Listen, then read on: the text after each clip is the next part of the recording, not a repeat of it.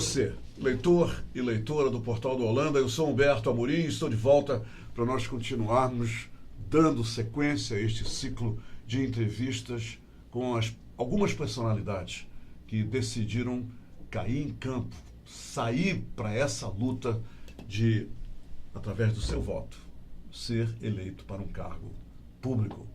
E hoje eu recebo uma candidata que é interessante, ela tem um viés muito voltado para os desportos e atividades esportivas, eventos esportivos, e além disso ela agrega beleza, charme e simpatia à sua campanha política. Isso é inegável. Basta olhar para ela aqui do meu lado, tá? Ela está aqui do meu lado e é ela que eu vou entrevistar sobre as suas propostas, as suas ideias e tudo aquilo que ela acha será benéfico para os eleitores e eleitoras daqui de Manaus e de todo o estado do Amazonas. Então, vamos aproveitar essa oportunidade, porque a Janaína Chagas está aqui. Janaína Chagas, ela está aqui e é uma grande oportunidade para a gente, ouvindo as suas propostas, tomar uma decisão séria, responsável e cheia de sabedoria, tá bom? Porque nós vamos colocar essas pessoas lá, hein, gente? E se elas forem eleitas, 4 anos elas ficarão lá com a responsabilidade de tornar as nossas vidas melhores através de uma boa legislação, tá bom? Nós voltaremos já já para falar com a Janaína e não saia daí, porque nós não vamos sair daqui, tá? Tchau.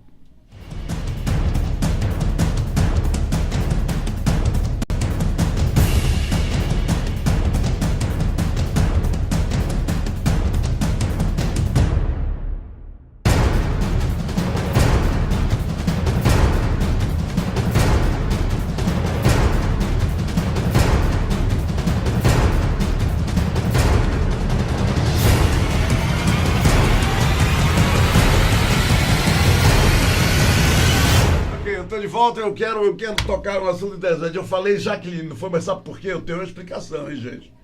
O nome da mãe da Janaína é Jaqueline. Então eu conheço a Jaqueline há muitos anos. Há muitos anos dizendo o nome dela e eu acabei.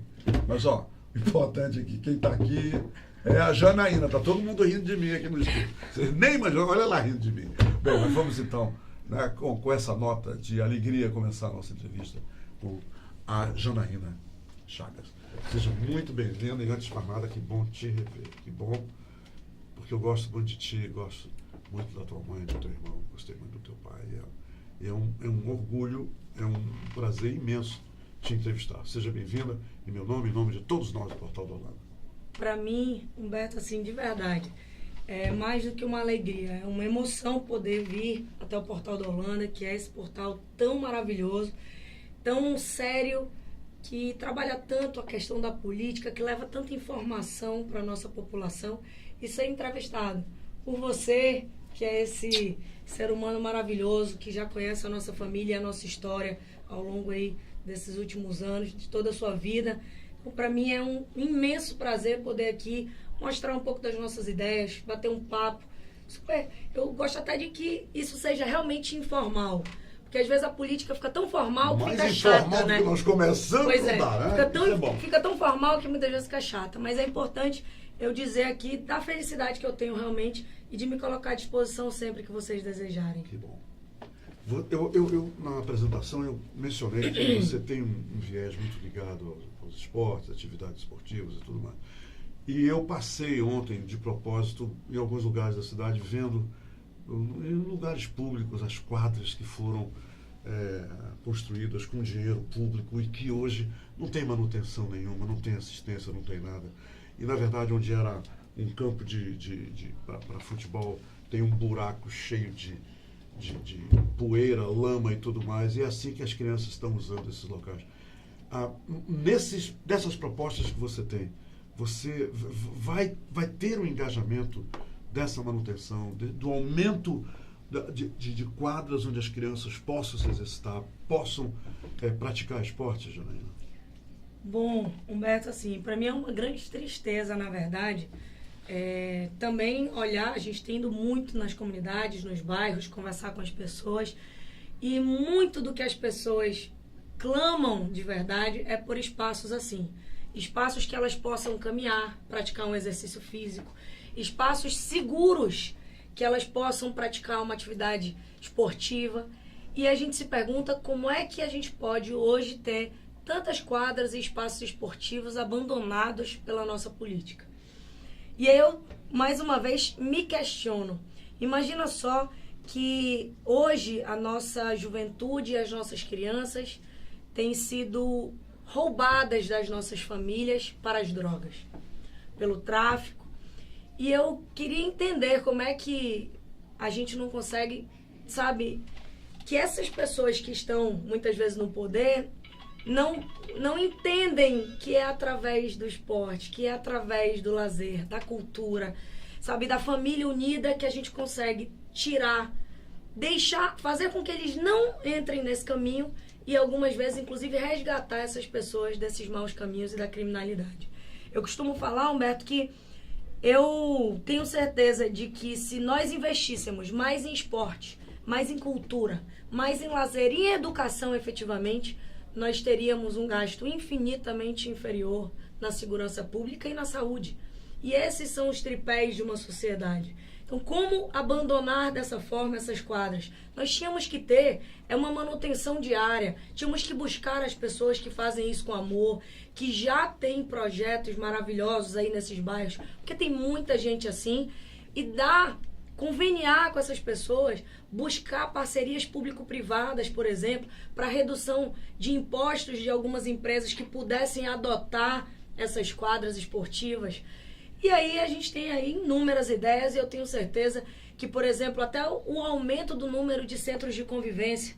O centro de convivência da família é muito interessante, muitas vezes ele alcança aí 30, 40 mil pessoas por mês atendidas, com fisioterapia, com psicologia, com curso técnico, com saúde, com academia, com atividade física. É uma integração, com cultura, é de fato uma integração. Mas são muito poucos, nós precisamos ampliar muito o número, colocar um pouco mais de praças realmente aí nesses bairros, para que a população tenha, de fato, um mínimo de lazer. Tem tantos problemas na nossa vida, se o lazer virar a droga, a gente vai se perder mais ainda. O lazer tem que ser cultura, esporte, atividade física. O lazer não pode virar o que tem virado ultimamente. Candidata, você tem algum exemplo de algum projeto independente que possa ser contado como uma história de sucesso?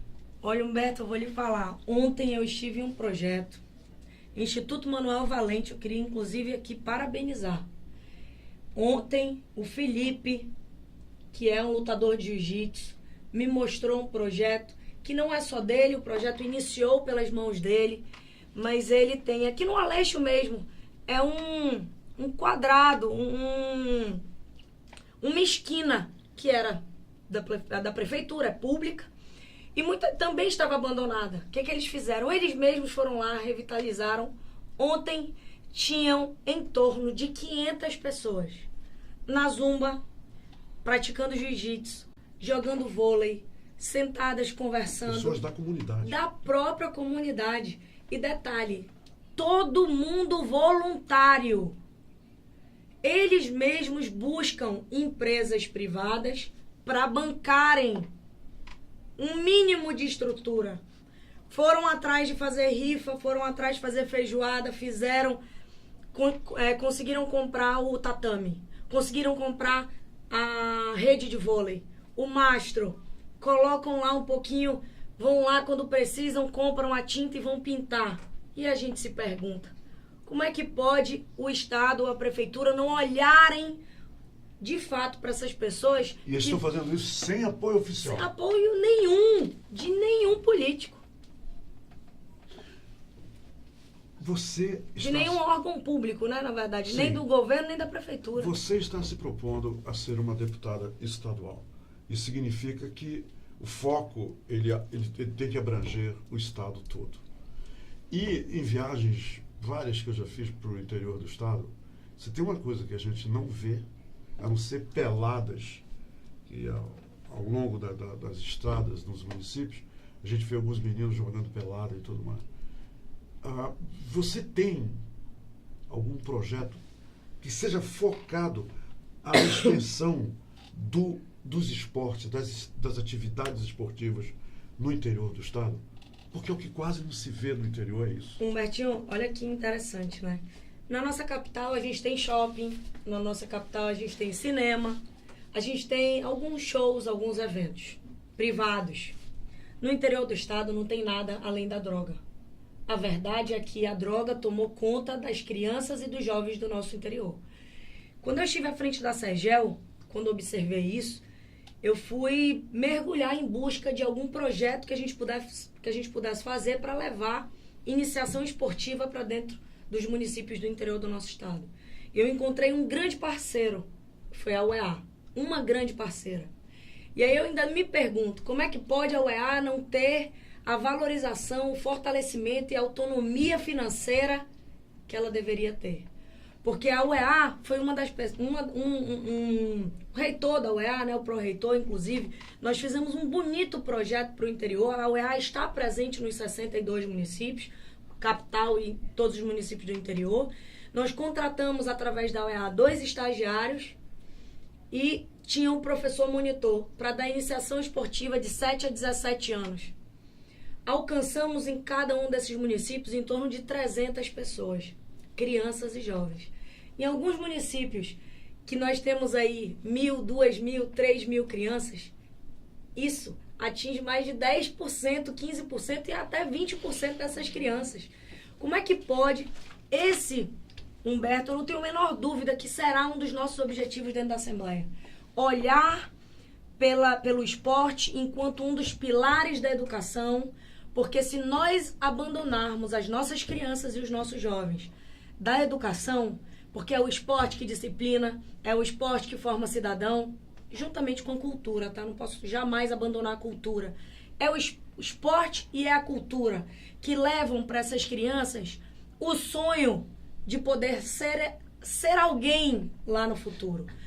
É quem disciplina, é quem faz aprender a ganhar e perder e se manter de cabeça erguida, é quem faz superar os seus próprios limites e dificuldades diariamente.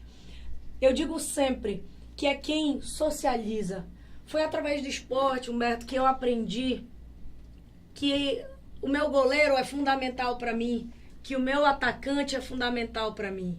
E não importa qual é a classe social dele, não importa qual é a cor dele, ou qual é a raça dele. Talvez não importe qual é a orientação sexual ou qual é a idade também. E muitas vezes a gente não consegue aprender isso se nós não estivermos ou no esporte ou na cultura. Nós precisamos das pessoas que estão ao nosso lado e nós precisamos dar o melhor da gente, dar o melhor de nós para eles, para que eles também dêem o melhor deles para a gente e unidos a gente vença. Isso é uma filosofia de vida que é aprendido com a educação através do esporte e da cultura. E aí eu me pergunto, como é que essas pessoas que nunca aprenderam o que é isso, querem cobrar deles agora no futuro e puni-los? Eu sempre, assim, eu tenho me deparado com muita gente dizendo, porque esses criminosos, isso, tem que criar prisão, tem que mandar para não sei, tem que matar. O que foi dado antes para eles de oportunidades? Eu sei que tem muitos aí que tiveram, inclusive, oportunidade e que escolheram o caminho errado. Esses, sim, têm que ser punidos. Mas em relação aos outros? E essa educação, ninguém nasce criminoso. As pessoas nascem e elas são ensinadas de alguma forma. Candidato, a Carla Cristina Almeida está lançando me mandou uma pergunta, quer dizer, Humberto, um desafio. Pede para a candidata me esclarecer por que num estado com tanta água não se tem campeões brasileiros de remo e de natação. Será que ela pode me ajudar a resolver esse mistério? Eu achei interessante essa pergunta. Pelo menos a sua ideia do porquê que nós não temos esses grandes Falta de prioridade. campeões. Falta de prioridade. Não existe. Não existe. Inclusive, isso foi uma das pautas que eu levantei dentro da Sergel. Nós quisemos identificar uma forma de buscar um projeto, por exemplo, para os municípios ribeirinhos, que são quase 90% dos nossos municípios do nosso estado, para que a gente tem muita gente no interior morrendo afogada. Porque não sabe nadar? Porque não sabe nadar. Imagina, não é só ter campeão, é não saber nadar. Quem dera nós pudéssemos ter campeões. Agora, Quem são essas pessoas no interior do estado ensinando essas crianças a nadar? Tem alguém? Ou a remar. Ou a remar. A remar, nadar, velejar, o que for que seja em relação à água. Hoje nós não temos isso por falta de prioridade. Humberto, nós temos hoje o nosso orçamento da SEGEL. É um orçamento que não dá, se duvidar, para pagar os custos. SEGEL é a Secretaria de Esportes. Secretaria Estadual de Esporte, de Juventude, Esporte e Lazer, né?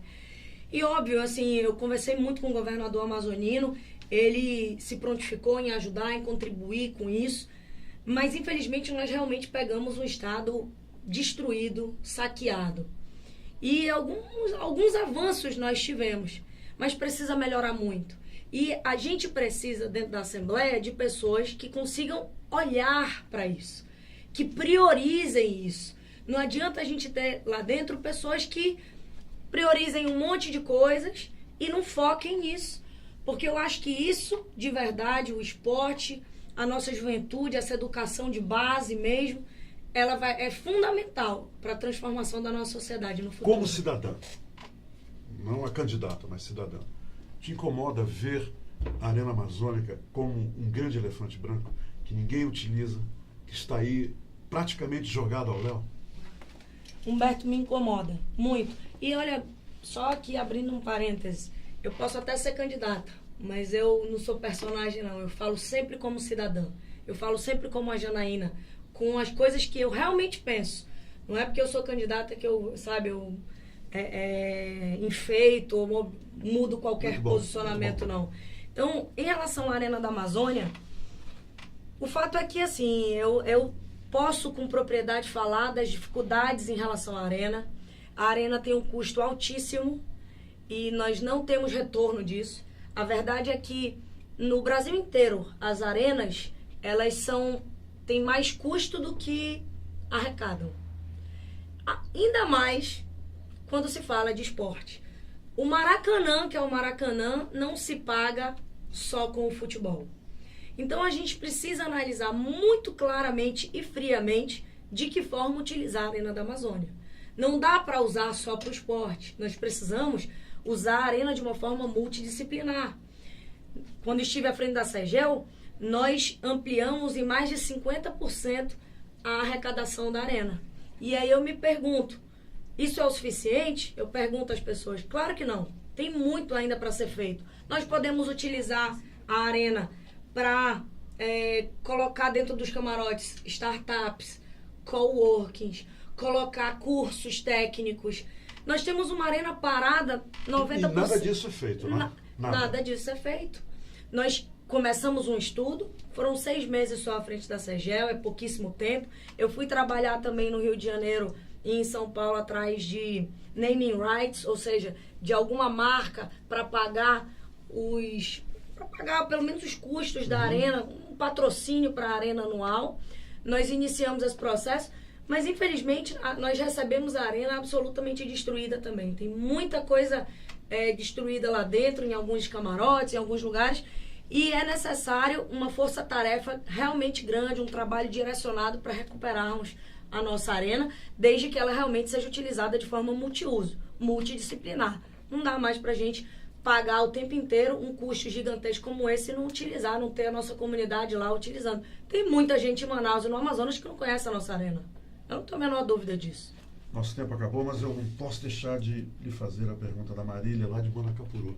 Ela disse, Humberto, pergunta para ela se ela vai apoiar o futebol feminino que ninguém apoia. Se ela for eleita, a gente pode contar com ela? É óbvio. E eu digo o seguinte, eu como mulher, eu fui jogadora de futebol. Eu não posso nem dizer que eu fui, né? Eu ainda sou, eu só não sou diariamente, porque, enfim, o nosso tempo ficou muito escasso. E essas meninas brilharam por aí, Brilham. Não é? Brilham. Nós temos talentos no nosso estado, nós temos, não só no futebol feminino, nós temos talento em vários esportes, em várias modalidades do nosso estado.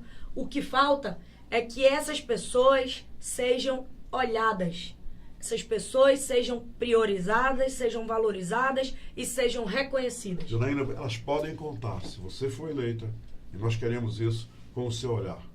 Absolutamente. Eu aqui me comprometo a olhar com muita dedicação, trabalho e seriedade para todas as pessoas que têm na sua vida o esporte presente. Você tem 2 minutos para dizer para os eleitores e eleitoras do Estado do Amazonas por que você quer ser deputado estadual.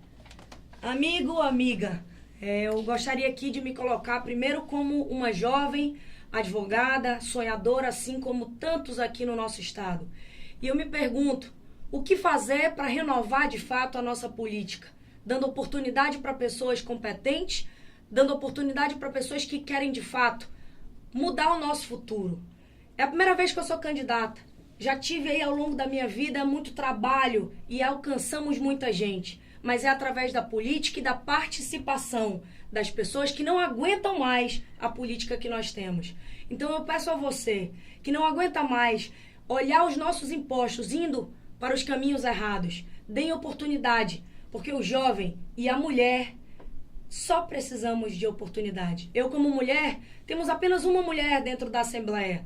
Somos 24 deputados e mais da metade da população eleitora do nosso estado.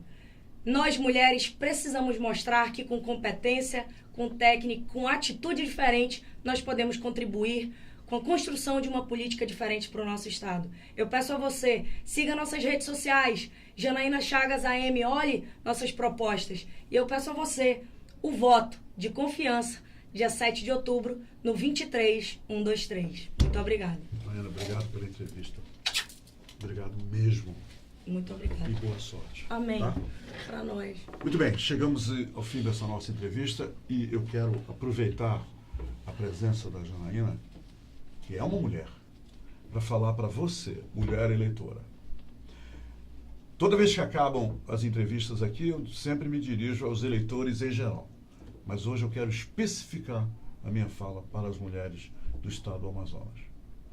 Não permita que o seu filho, que o seu marido, que os homens da sua vida, que todas as suas amigas, principalmente, suas filhas, sobrinhas, netas, vendam o voto. Troquem o voto. Porque cada vez que se faz isso, você cria um eleitor idiota, um eleitor otário. Porque só o eleitor otário, só o eleitor idiota vende o seu voto, troca o seu voto. Você tem que fazer o que vai fazer no dia 7, baseado justamente em propostas sérias, como ela apresentou aqui. Porque são essas propostas implementadas que vão mudar para melhor a minha vida e a tua vida. Se você vender o seu voto, se você trocar o seu voto, por seja lá o que for, o deputado, o senador, o governador, ele só vai aparecer lá 8 anos depois ou 4 anos depois. E enquanto isso, esse tempo todo vai ficar morrendo de rir da tua cara. Obrigado pela companhia. Eu volto amanhã.